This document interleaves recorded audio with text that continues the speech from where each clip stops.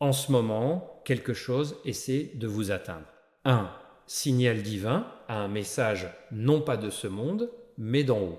Vous ne comprenez peut-être pas pourquoi vous êtes ici, ou pourquoi cette vidéo est apparue à ce moment précis, mais au fond de vous, vous le ressentez, ce n'est pas aléatoire. Dieu essaie de vous parler, de vous guider, d'éveiller quelque chose en vous. Avant de commencer, prenez une seconde pour vous abonner à la chaîne et aimer cette vidéo, car chaque message ici est destiné à atteindre les âmes, tout comme yours. My enfant, arrête-toi un instant et écoute attentivement. Ne faites pas défiler ce message comme s'il était ordinaire, car ce qui est dit maintenant n'est pas occasionnel et n'est pas vide. Il y a des moments dans la vie où le ciel envoie un avertissement avant la tempête, où Dieu, dans sa miséricorde, permet à une voix d'atteindre le cœur avant que la douleur n'atteigne la porte. C'est l'un de ces moments. L'Esprit attire votre attention parce que quelque chose autour de vous est en train de changer. Ce qui semblait caché commence à se lever. Ce qui semblait calme dans le naturel est déjà en mouvement dans le spirituel.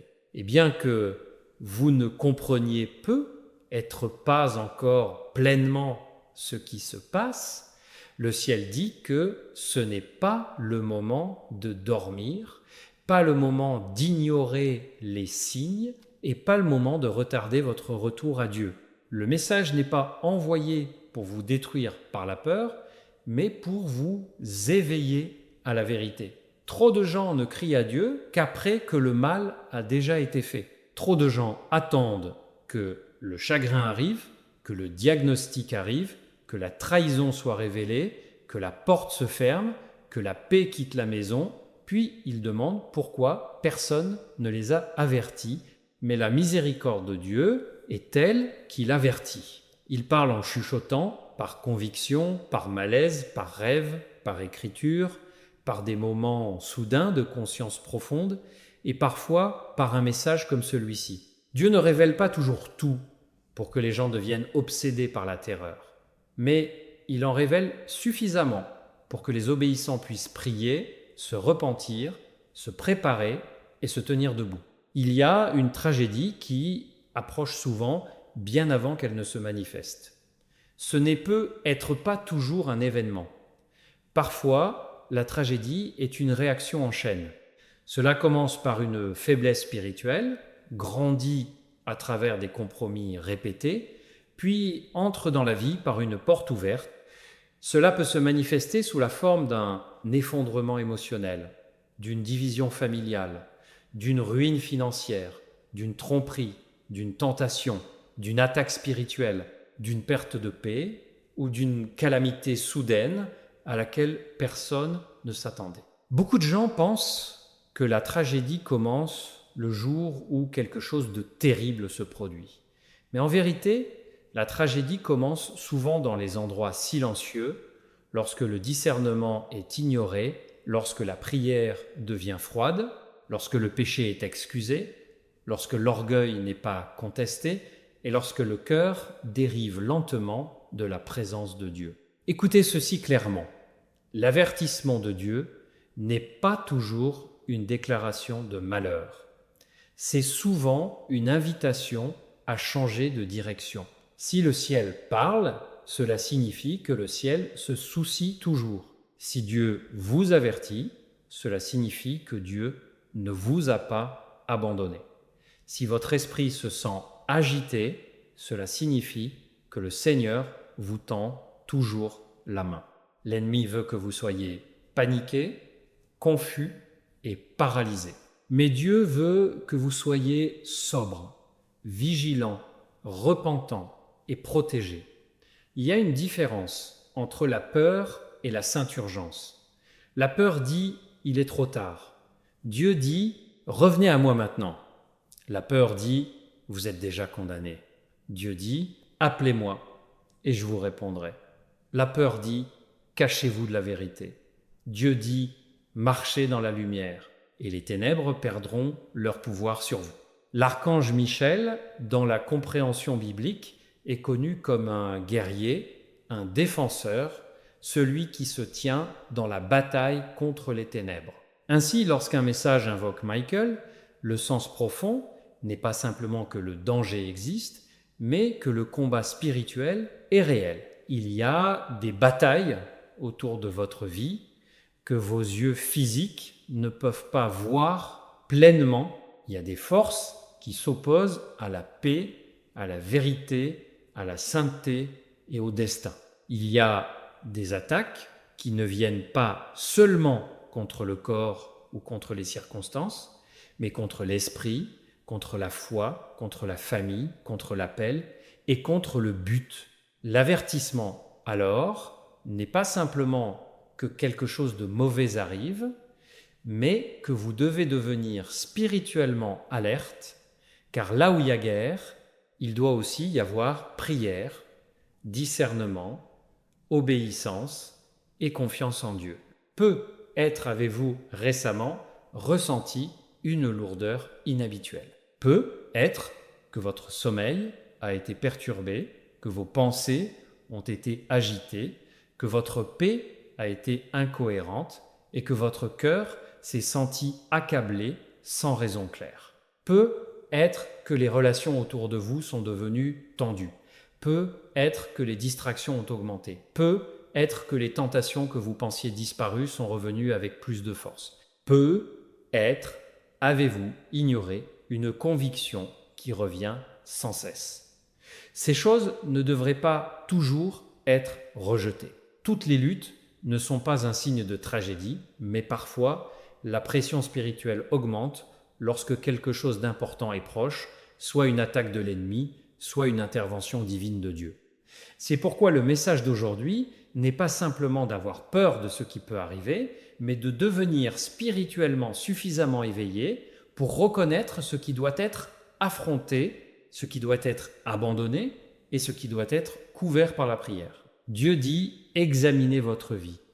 Examinez ce que vous avez autorisé dans votre cœur, dans votre maison, dans vos habitudes, dans vos relations et dans votre esprit. Y a-t-il de l'amertume qui n'a pas été libérée? Y a-t-il un péché secret qui a été caché? Y a-t-il une rébellion déguisée en indépendance? Y a-t-il un manque de pardon qui empoisonne votre esprit? Y a-t-il un compromis que vous avez justifié parce que tout le monde l'a qualifié de normal? Y a-t-il une voix dans votre vie qui vous a éloigné de Dieu tout en prétendant vous soutenir? Parfois, la tragédie qui approche une personne n'est pas seulement un événement extérieur.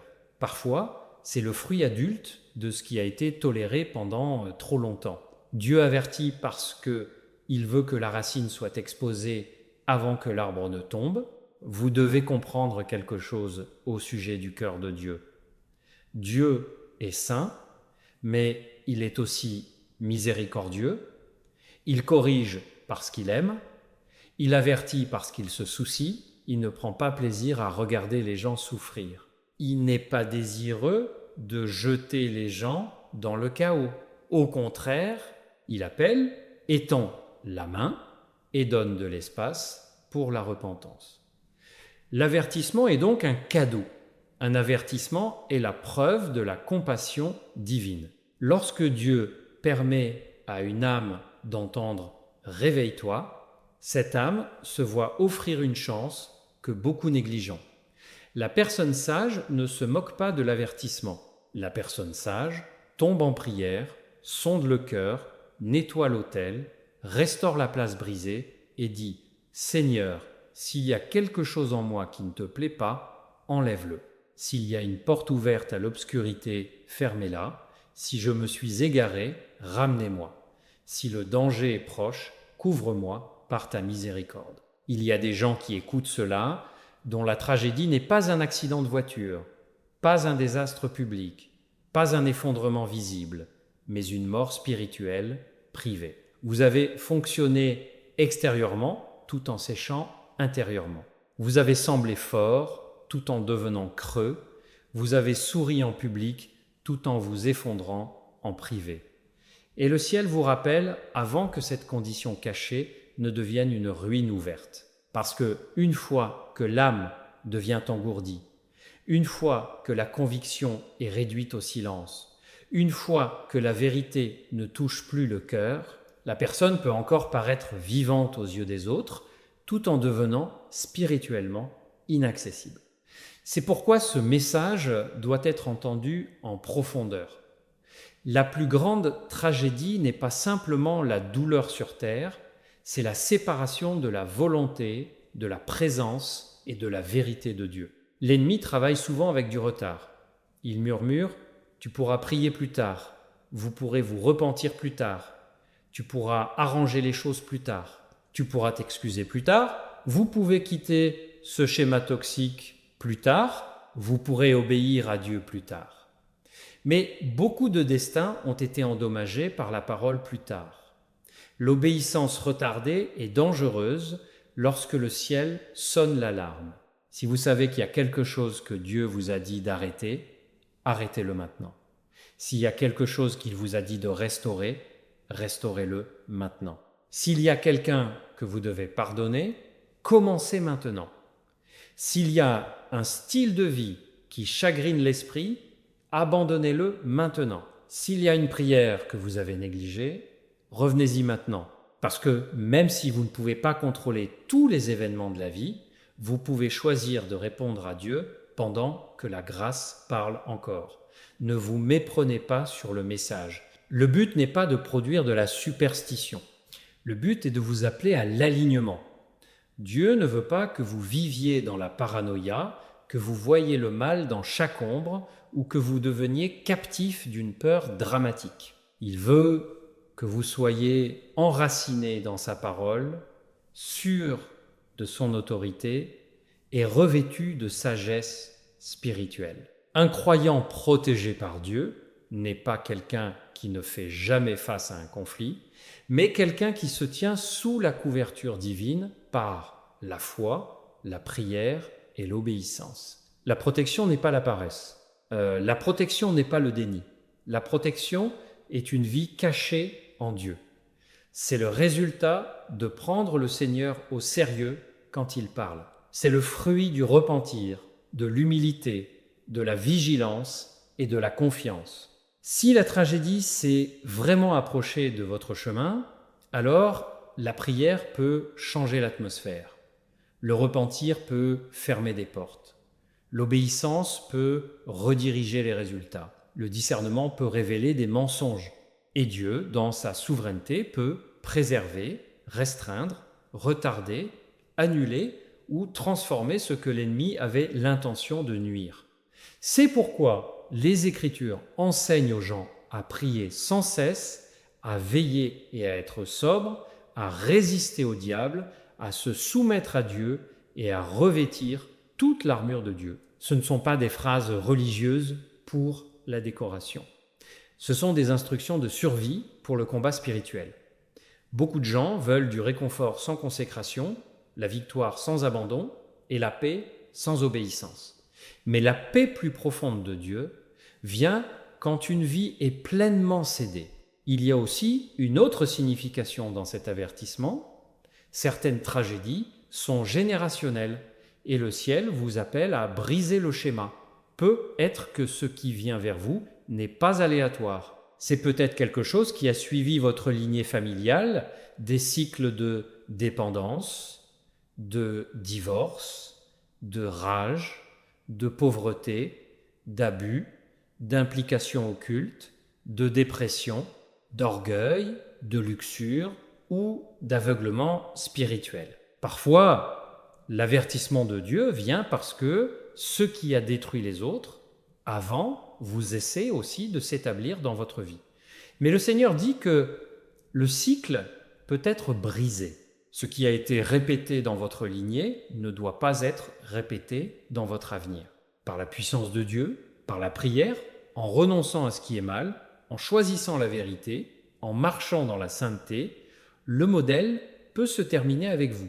Certains d'entre vous sont avertis parce que vous avez fait confiance aux mauvaises voies. Toutes les voix qui sonnent spirituelles ne viennent pas de Dieu. Tous les signes ne sont pas divins. Tous les sentiments émotionnels ne sont pas une révélation. C'est pourquoi le discernement est important. Dieu ne contredit jamais son propre caractère. Il ne conduit jamais les gens plus profondément dans la confusion, la manipulation ou l'esclavage.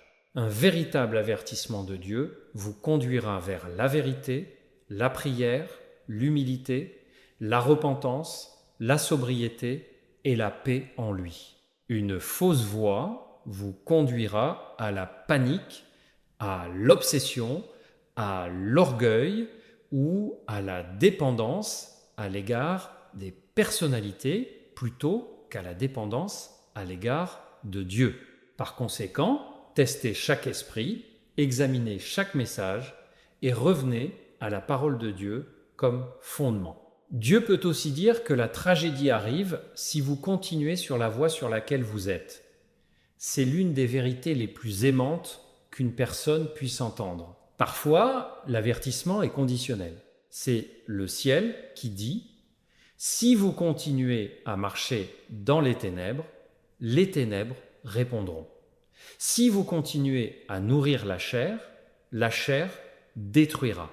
Si vous continuez à résister à la correction, les conséquences augmenteront. » Mais dans un tel avertissement se trouve aussi la miséricorde, car ce qui est conditionnel peut changer lorsque le cœur change.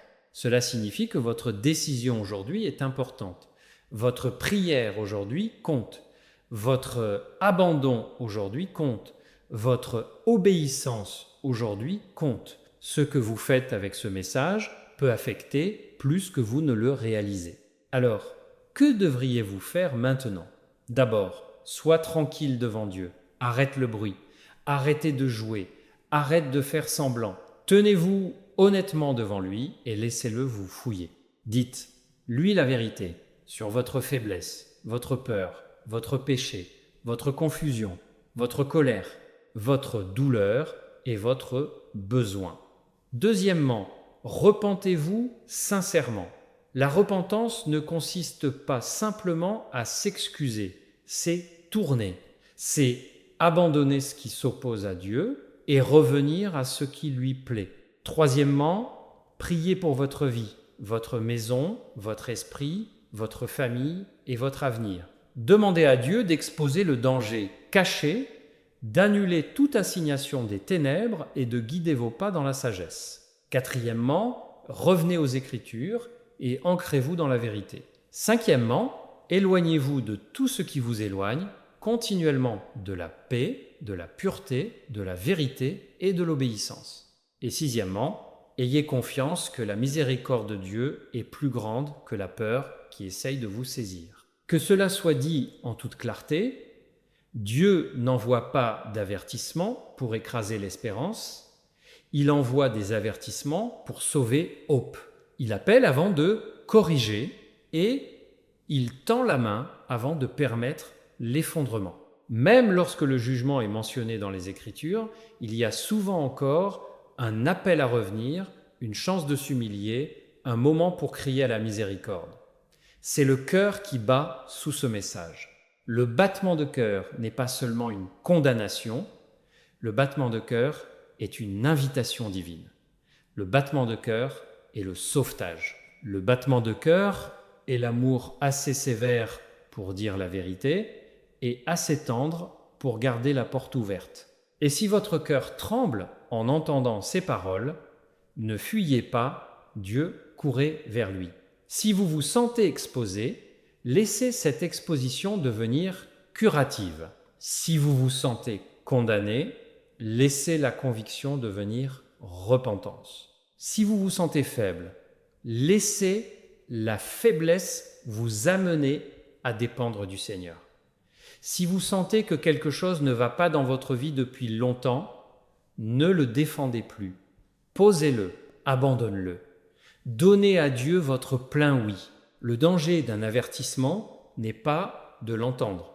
Le danger est de l'entendre et de ne rien faire.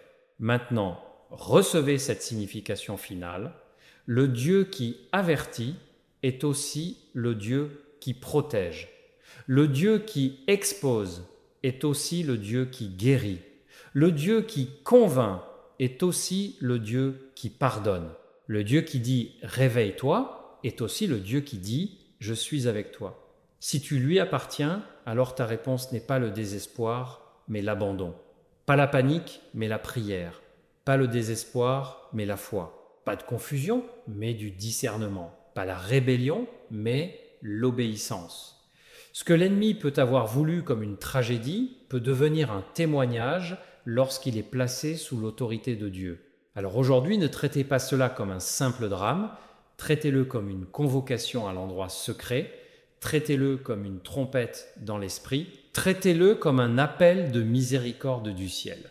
Tombez à genoux s'il le faut, criez s'il le faut, vite s'il le faut, supprimez ce qui doit être supprimé, terminez ce qui doit être terminé, réparez ce qui doit être réparé.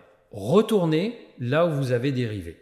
Parce que quand Dieu avertit, c'est parce qu'il est encore en train de faire un chemin. Et que cette prière scelle le message « Seigneur Dieu Tout-Puissant, s'il y a un danger près de moi, révèle-le. S'il y a une mission maléfique formée contre moi, brisez-la. S'il y a un péché en moi, pardonne-moi et purifie-moi. Si j'ai ouvert des portes qui auraient dû rester fermées, fermez-les par votre pouvoir.